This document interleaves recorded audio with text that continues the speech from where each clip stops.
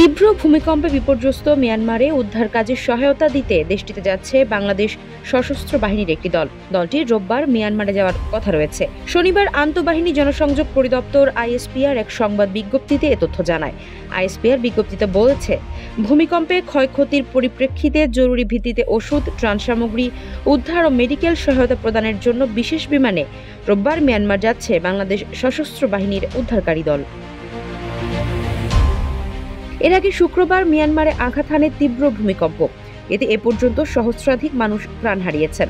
মার্কিন ভূতাত্ত্বিক জরিপ সংস্থা ইউএসজিএস আশঙ্কা করেছে, মিয়ানমারে ভূমিকম্পে মৃতের সংখ্যা 10,000 ছাড়িয়ে যেতে পারে।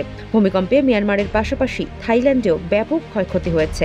যমুনা ইলেকট্রনিক্স ঈদে ডাবল খুশি অফার সিজন 3, যে কোনো পণ্য কিনলেই পাচ্ছেন নিশ্চিত ঈদ উপহার। এদিকে মিয়ানমারে সৃষ্ট 7.7 মাত্রার ভয়াবহ ভূমিকম্পে এ পর্যন্ত দেশটিতে মৃতের সংখ্যা 1600 ছাড়িয়ে গেছে।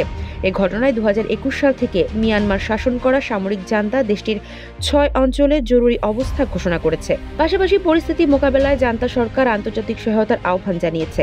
কিন্তু বিধ্বংসী এই ভূমিকম্পের পরেও দেশের বিভিন্ন স্থানে বিমান হামলা অব্যাহত রেখেছে মিয়ানমারের জান্তা। এসব হামলার সমালোচনাও করেছে জাতিসংঘ।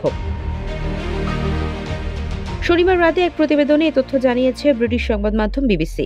সংবাদ মাধ্যমটি বলছে, মিয়ানমারের সামরিক জান্তা যুদ্ধ বিধ্বস্ত দেশটির কিছু অংশে ভয়াবহ ভূমিকম্পের পরেও বোমাবর্ষণ অব্যাহত রেখেছে।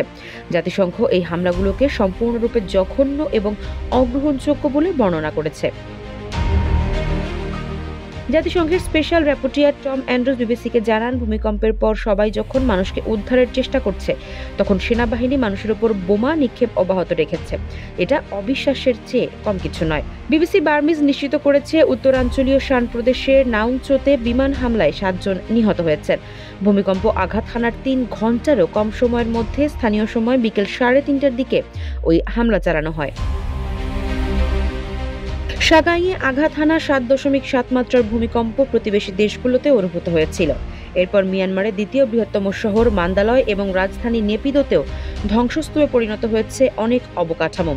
জান্তা জানিয়েছে, বিধ্বংসী এই কম্পনে 1644 জন মারা গেছেন এবং আরও অনেকে ধ্বংসস্তূপের নিচে আটকা পড়েছে বলে ধারণা করা হচ্ছে। আফসারা নাজ, নিউজ ডেস্ক, ইত্তেফাক।